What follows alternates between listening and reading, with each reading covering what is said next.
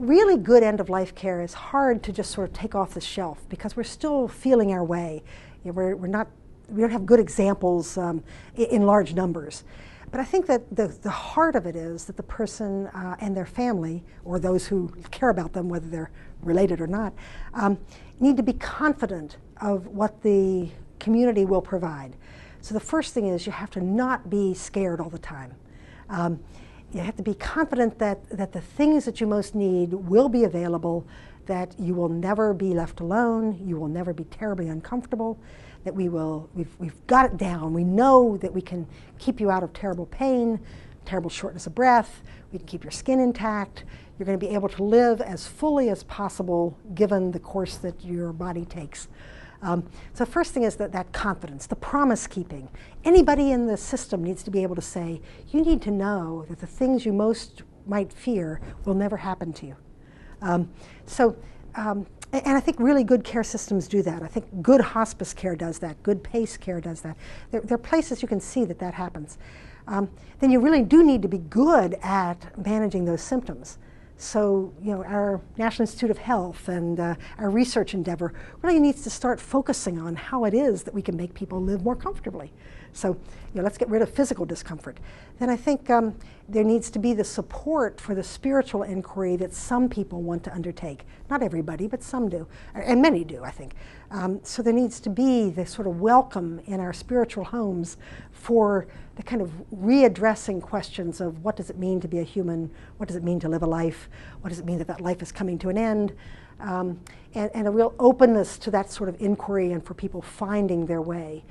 Some religions, of course, have very set answers that are very reassuring to people who are adherents. Some have much more the spirit of inquiry and, you know, what is it that means a lot to you? But I think we need to be welcoming to that. And then I think people need to be sure that they are not going to be left completely financially bankrupt. That there needs to be ways to share in the risks that the person, you know, any person out of 100, somebody's going to have 10 years of serious need.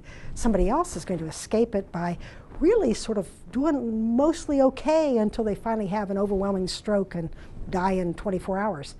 So we need to be able to spread the risk so that no one person is left just completely destitute. We need to be sure we have housing and food. I mean, the sort of basics. We've been so focused on medical procedures that we've forgotten that the first thing people need is a roof over their head, a house that's warm, food that's decent, the sort of hands-on help that people come to need, to be fed, to have a meal made, to be helped to get dressed, to be kept clean.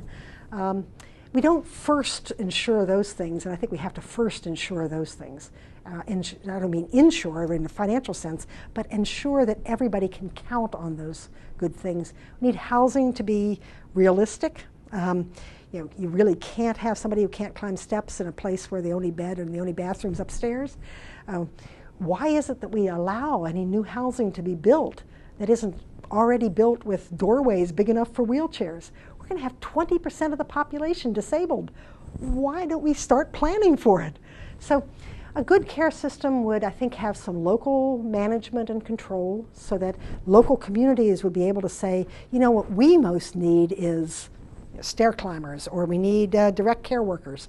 We need to be able to shift some resources to that arena. On the other hand, maybe we have too many hospital beds. We need to be able to close some down.